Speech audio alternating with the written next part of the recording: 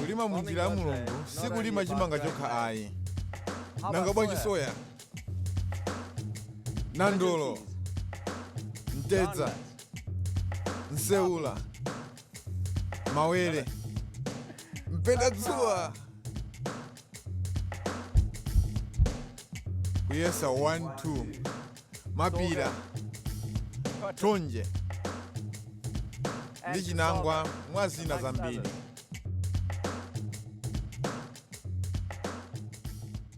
Kulima munjira ya Mulungu sikwa chimanga chokha ayi.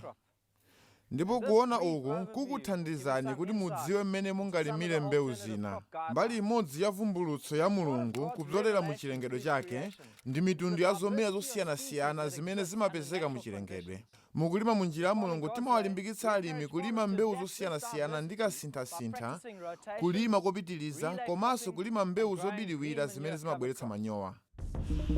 Kasinthasintha wa mbewu. Mukulima munjira ya Mulungu timalimbikitsa kuti kasinthasintha wa mbewu azichitika chaka chachitatu chilichonse. Gawani munda wanu mu zigawo zitatu zofanana, ndipo ikani magawo oyamba awiri a chakudya mwachitsanzo chimanga, ndipo pa ndime yachitatu dzalani mbewu yakasintha monga nyemba. Mu chaka choyamba mumadzala chimanga pa ndime 1 ndi 2, ndipo ndime yachitatu mudzala nyemba. Mu chaka chachiwiri ndime ya nyemba imakhala poyambirira, ndipo ndime 2 ndi 3 imadzalidwa chimanga. Mu chaka chachitatu mumayamba ndi chimanga, kenako nyemba, kenako chimanganso. Chaka chachinayi mumachitanso ngati zinalili pachiyambi, chimanga ndi nyemba.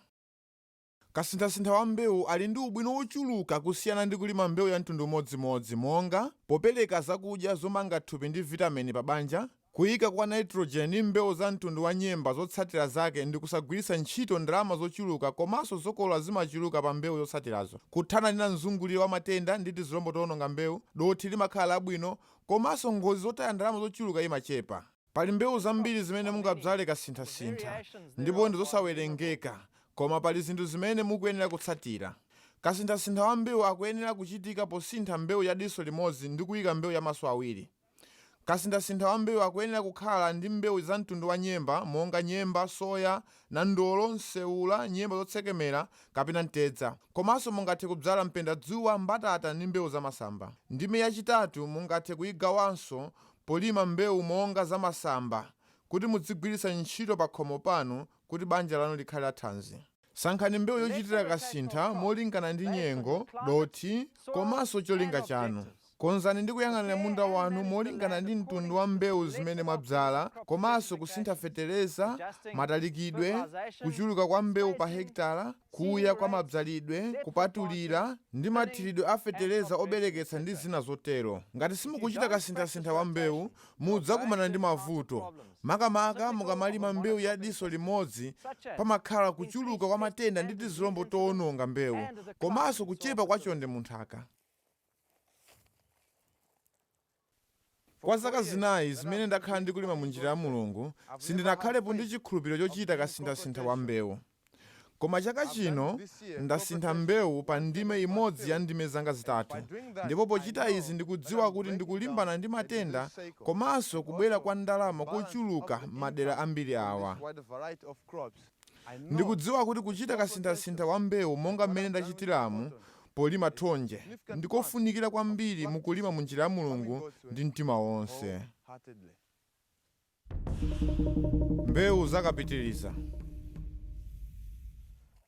kusakaniza mbewu ndi mchitidwe waukulu ku Africa, makamaka nyemba mkati mwa mizera yachimanga. Koma mwa mbewu zonsezi palibe imene imachita bwino kwambiri ndi kufikira pa mponda chimera pa zokolola zake. Ife sitilimbikitsa alimi kusakaniza mbewu pa zifukwa zoti azitha kuyang'anira bwino komanso kuti mbewu zawo zithe kuchita bwino. Koma timalimbikitsa kudzala mbewu zakapitiriza ngati nyengo imakulolani, komanso ngati pali chinyezi chotsalira pa mapeto pa nyengo. Mukamachita liwiro lopatsirana ndodo, mumamupatsira nzanu ndodo, iyenso wina. Chimodzimodzinso mbewu zakapitiriza ndi pamene mudzala mbewu yachiwiri pamene yoyambayo ikukhwima ndi kuuma. Mbewu zakapitiriza ndi zosiyana ndi kulima mbewu yachiwiri imene imadzalidwa mukakolola yoyamba. Musafulumire kudzala mbewu yanu yakapitiriza mofulumira, chifukwa mbewu yanu yoyamba ingathe kuvutika pamene ikuyika ana mu chikonyo. Mbewu zakapitiriza zingathe kudzalidwa m'mapando, mu ngalande, komanso kungowaza pamene mbewu ikuuma masamba. Chitsanzo ndi mmene Dickson amadzalira na ndolo pamene masamba achimanga chake ayamba kuuma. Nthawi zambiri umakhala mwezi wa Februwale kumapeto kapena mu Marichi ku Malawi. Mu Epulo amakolola chimanga chake ndi kugwetsa mapesi, ndipo mu Seputembala amakolola mbewu yakapitiriza yake ya nandolo. Phindu la malimidwe awa ndi lokuti umatha kulima mbewu za mitundu iwiri mu nyengo ya mvula imodzi. Kuyika nitrogen mu nthaka, chifukwa nandolo ali gulu la mbewu za nyemba. Kuonjezera bulangeti la Mulungu, kupalira sikumavuta chifukwa cha mthunzi, komanso amakhala ndi mwayi oteteza bulangeti lake kuti lisaotchedwe ndi osaka mbewa, komanso kudyedwa ndi ziweto. Mu zaka ziwiri zapitazi, zokolola za nandolo wake zimafika makilogalamu 750, kapena kuti kutsala pang'ono kufika pa matani awiri pa hekitala, chimene chili chinthu chodabwitsa mu nyengo yawo yozizira koma yopanda mvula.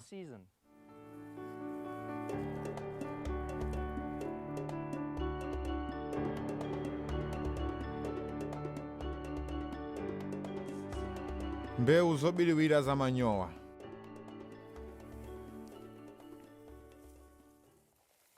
Mbewu zobiriwira za manyowa ndi chinthu chinanso chodabwitsa chakukwanira kwa Mulungu mu zonse, ndipo ngati zipeza nyengo yabwino komanso kuyang'aniridwa kwabwino zingathe kuchita bwino.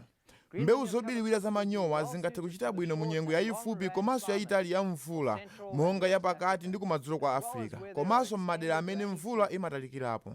Mbewu zina za mtundu wa nyemba za mugululi ndi monga nkhungudzu, kalingonda, nsewula, nsawawa za alifafa ndi vechi macheya, ndipo zina za diso limodzi ndi monga tirigu, reyi ndi oti.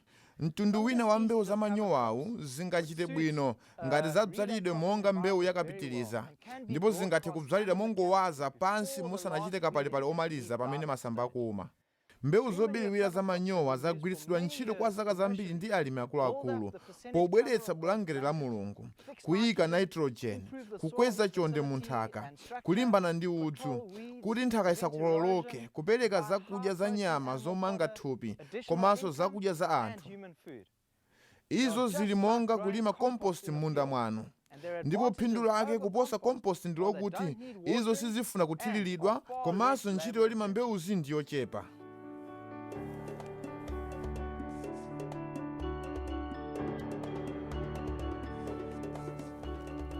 Soya ndi ophweka kulima, komanso ndi mbewu yabwino kuchitira kasinthasintha. Iye ali ndi zokudya zomanga thupi zabwino, ndipo mungathe kumulowetsa m'malo mwa nyama ndi mazira mu chakudya chanu. Kuti soya wanu achite bwino, mukuyenera kumudzala ndi mabakteriya a rhizobium, ndipo mudzale mbewu yanu pasanathe maola 6 kuti nitrogen athe kuyikidwa bwino mu nthaka. Mizera ya soya ndi masentimita 75, ndipo akuyenera kumatalikirana masentimita 5. Ngati mukuthira manyowa, kumbani ngalande ya masentimita 8, ndipo ngati mukugwiritsa ntchito fetereza kumbani ngalande ya masentimita 5. Thirani mamililita 350 a manyowa pa mita, kapena fetereza wa NPK wa mamililita 8 pa mita. Mbewu yofunika pa hekitala ndi makilogalamu 160, ndipo mumudzale pa masentimita 1.5. Simukuyenera kuthira fetereza obereketsa. Zokolola za soya zikuyenera kukhala matani awiri pa hekitala. Tebulo yachiwiri, mpendadzuwa. Mizera italikirane masentimita 75, ndipo mapando atalikirane masentimita 60. Phando lizike masentimita 12 ngati ndi manyowa, ndipo masentimita 8 ngati ndi fetereza. Thirani mamililita 350 amanyowa pa phando kapena mamililita 8 a fetereza wa NPK. Abzalidwe mokuya masentimita awiri, ndipo mbewu imene imafunika pa hekitala ndi makilogramu 6. Bzalani mbewu zitatu pa phando, kenako mupatulire zitsalepo ziwiri. Thirani fetereza obereketsa ndi kapu ya mamililita 5 a uleya. Mumayenera kukolola mpendadzuwa tani 1.5 pa hekitala. Tebulo yachitatu. Thonje. Mizera italikirane masentimita 75 ndipo mapando atalikirane masentimita 60. Kuya kwa phando ndi masentimita 12 ngati mukuthira manyowa ndi masentimita 8 ngati mukuthira fetereza. Manyowa mukuyenera kuthira mamililita 350 pa phando ndipo fetereza mamililita 80 wa NPK. Mulingo wakuya masentimita awiri pobzala. Kuchuluka kwa mbewu pa hekitala ndi makilogramu 25. Mbewu imabzalidwa isanu pa phando, kenako patulani patsale ziwiri. Thirani fetereza obereketsa wa uleya mamililita 5. Zokolola zanu zikuyenera kukhala tani 1.5 pa hekitala. Mapira. Mizera yanu italikirane masentimita 75 ndipo kutalikirana kwa mbewu mu ngalande ndi masentimita 10. Ndipo ngalande ikhale yokuya masentimita 8. Thirani mamililita 350 amanyowa pa mita. Mbewu yofunika ndi makilogramu 10 pa hekitala. Mbewu ikuyenera kubzalidwa mokuya masentimita awiri ndi fetereza obereketsa wa uleya mamililita 8 pa mita. Zokolola zikuyenera kukhala matani awiri pa hekitala. Tebulo yachisanu. Nandolo. Kutalikirana kwa mizera ndi masentimita 75. Ndipo mapando atalikirane masentimita 120. Mapando aye masentimita 12 ngati mukuthira manyowa ndipo masentimita 8 ngati mukuthira fetereza. Thirani mamililita 350 amanyowa pa phando kapena mamililita 8 a fetereza wa NPK. Mukuyenera kubzala mokuya masentimita 3. Ndipo mbewu yofunika pa hekitala ndi makilogramu 50. Bzalani mbewu zitatu pa phando ndipo mupatulire zitsale imodzi kapena ziwiri. Simukuyenera kuthira fetereza obereketsa. Zokolola zikuyenera kukhala tani 1.5 pa hekitala. Tebulo ya 6. Nseula ndi nyemba. Mizera igawidwe pa masentimita 37.5. Ndipo mungalande mbewu italikirane masentimita 10. Ngalande ikhale yokuya masentimita 8 ngati mukuthira manyowa ndipo masentimita 5 ngati ndi fetereza. Ndipo pa mita mukuyenera kuthira manyowa wochuluka mamililita 350 kapena fetereza mamililita 5 wa NPK. Mbewu yofunika pa hekitala ndi makilogramu 60 ndipo muyibzale mokuya masentimita awiri. Simukuyenera kuthira fetereza obereketsa. Zokolola zikuyenera kukhala tani ndi theka pa hekitala. Ngati mukufuna kugwiritsa ntchito nseula ngati mbewu yakapitiriza, mungathe kubzala mowaza pamene chimanga chikuma masamba. Kenako mupalire kuti mulole dothi ligundane ndi mbewu. Tebulo ya 7. Ntedza. Mizera yanu igawidwe pa masentimita 37.5 ndipo mubzale mungalande motalikirana masentimita 4. Ngati mukuthira manyowa, ngalande zikuyenera kukhala zokuya masentimita 8 ndipo ngati ndi fetereza zizike masentimita 6. Thirani manyowa mamililita 350 pa mita kapena mamililita 5 a fetereza wa NPK. Mbewu yofunika pa hekitala ndi makilogramu 80. Ndipo mubzale mokuya masentimita 3. Simukuyenera kuthira fetereza obereketsa. Mukuyenera kukolola matani awiri pa hekitala. Tebulo 8. Tirigu wa munyengo yozizira. Mizera ikuyenera kutalikirana masentimita 15 kapena mungathe kungowaza. Ngati mukubzala mungalande, muzingodonthetsa mbewu. Ngalande ikuyenera kuya masentimita 1.5. Bzalani makilogramu 100 a mbewu mungalande ndipo makilogramu 120 ngati mukuwaza. Mukuyenera kubzala mokuya masentimita 1.5. Thirani mowaza fetereza obereketsa makilogramu 100 wa uleya kapena kani.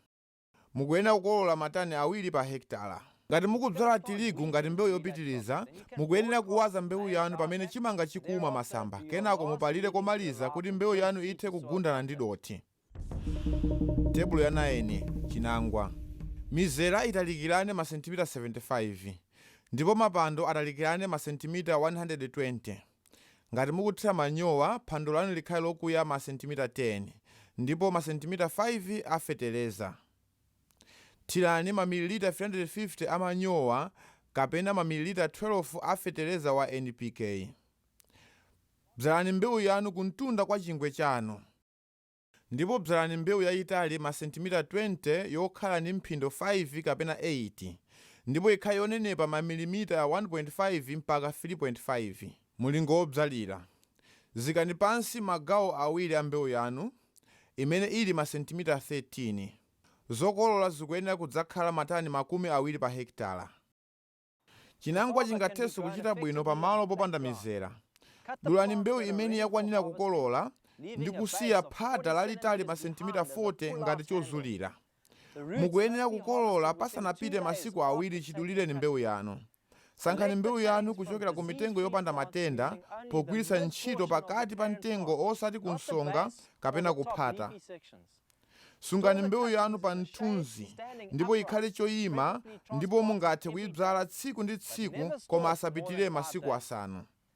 Dzalani mbewu yanu molondola bwino, chotero kunsonga kukhale kumwamba.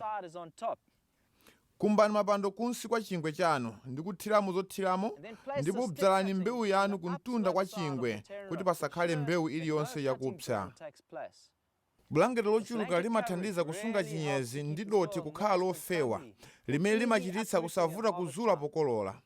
Chinangwa ndi mbewu yopirira kung'amba, ndipo imabereka zakudya zopatsa mphamvu, komanso ndi mbewu imene osauka ambiri akhala akupulumukirapo. Tebulo ya 10. Mbatata zotsekemera. Mukuyenera kuyidzala pa mizera yotalikirana masentimita 75 ndipo masentimita 30 kutalikirana kwa mapando. Ngande zokuya masentimita 15 ngati ndi manyowa, ndipo masentimita 12 ngati ndi feteleza. Thirani mamililita 500 a compost pa mita kapena mamililita 12 a feteleza pa mita. Bzalani mbewu yanu pa mulingo wa masentimita 30 chogona. Zikani pansi masentimita 20 ndipo masamba omaliza akhale kunja. Mukuyenera kuyidzala mokuya masentimita 10 ndipo mukuyenera kukolola matani 12 pa hekitala. Mbewu yodulidwa masentimita 30 mukuyenera kuyika pa malo achinyezi ozizira, ndipo pakhale pa mthunzi kwa masiku 3 kuti mizu ithe kutuluka musanayiwokere. Mbewu yanu ikuyenera kuchokera ku mbewu imene yakhwima bwino kwa miyezi 3 ndipo yopanda matenda. Mbatata ili ndi zakudya zofunika m'thupi zambiri, ndipo ikuyenera kukhala mbewu imene banja lililonse likuyenera kumalima ndi cholinga choti adzigwiritsa ntchito pa khomo. Mulungu ationetsera ife kufunika kwa zinthu zosiyana muchilengedwe, ndipo tikuyenera kumatsatira bwino zimene Atate wathu akuchita mu madera onse a ulimi. Koma ndi zofunika kwambiri kuwaganizira osauka ndi kuwatenga iwo pa ulendo wakukhulupirika pa zinthu zazing'ono tisanafike pa ziphunzitso za zinthu zazikulu. Gawo loyamba ndi kuwalimbikitsa kuti agawe munda wawo magawo 3, kuti azichita kasinthasintha wa mbewu, ndiponso ndi kuwawuza kuti azidzala mbewu zakapitiriza komanso mbewu zobiriwira za manyowa.